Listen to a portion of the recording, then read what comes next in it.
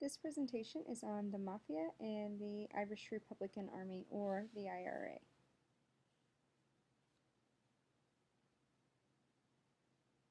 The origins of the IRA. The British sought after Ireland as early as the 12th century during the Norman invasions. Um, Britain began to try to take control during the reign of the Tudors in the 16th century.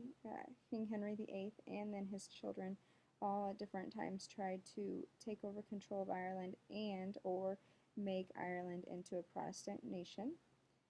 Britain officially took control in 1800. Both countries signed Acts of Union, and that allowed the British to have official control.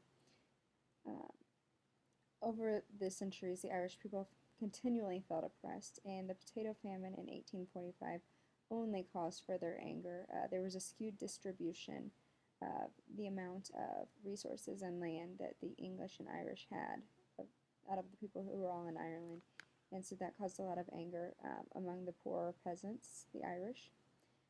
Irish Catholics have also continually been suppressed as Britain is a Protestant country and continually tried to make Ireland one as well.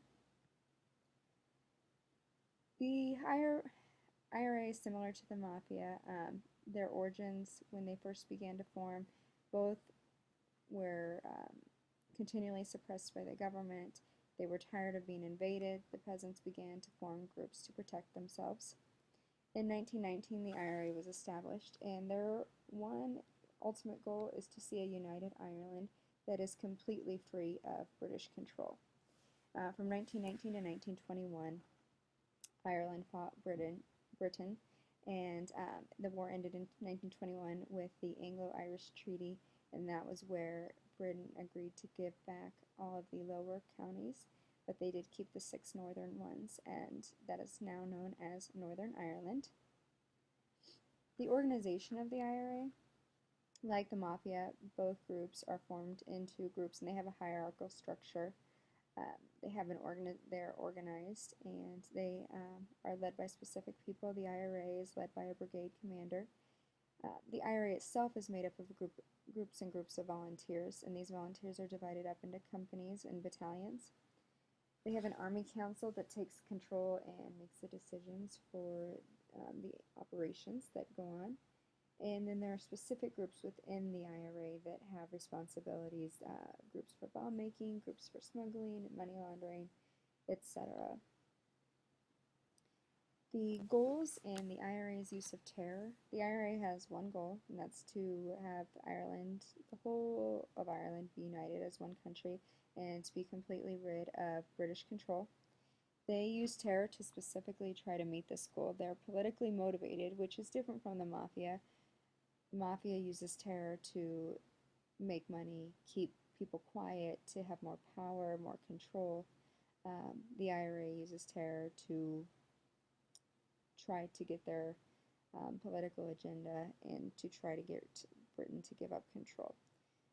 The IRA and Mafia both steal, assassinate, kidnap, commit all sorts of heinous crimes in order to achieve their goal. The government's response to the IRA, it's varied throughout the centuries. At times, the British government has tried to work with them and conduct peace talks and have truces and sign treaties, but it ultimately always fails to really do anything until the IRA can have complete control of Ireland and it's all united as one. They're not going to really be satisfied with anything less than that. Besides taking more peaceful actions, there have been times when the British have acted violently towards the IRA, and a couple examples of that would be Bloody Sunday and Easter Rising. Bloody Sunday was when the British Army shot and killed or wounded 26 protesters that were not armed, and a lot of them who died were young teenagers. And then Easter Rising was when there was a rebellion that was being led by the IRA, or at that time the IRA was in existence, but by the secret societies, the protesting groups who would later become and form the IRA. They were crushed by the British forces almost immediately, and they kind of made their point by Britain killing 16 of its leaders. So those are some examples of when they were not so nice. The current status of the IRA. From about 1997, 96, 97 to up until 2005, they had claimed that they were going to um, cease arms and to not use violence and terror anymore, but it wasn't until 2005, almost 8 or 9 years after they started talking about it, when they officially made the announcement that they were only going to be peaceful from there on out, that they were going to use peaceful means to try to reach their goal. And so they have laid down their weapons, but that, of course, remains to be seen how long that they will continue that for. In the past, they have done similar things, but it's never lasted for more than a year or so. So that will be something to keep an eye out for in the future. And that's one thing that really differs from the Mafia with the IRA, is that they both use terror and violence, but the Mafia has never come out and said that they will lay down their weapons or stop their use of terror in order to meet their goals. And so I think that's probably one of the biggest things, is that the IRA has changed their tactics and the Mafia has not. Lastly, there's two video clips, and the first one is just a short history of the IRA, kind of takes you from the early 19th century on. And then the second one is just a very, very short clip from The Simpsons, so typical classic Simpsons style.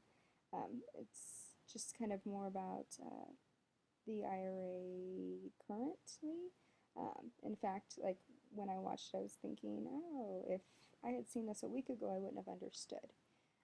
But now that I've done the research and understand their current status of taking a peaceful approach, it made more sense. So that is my presentation. Thanks.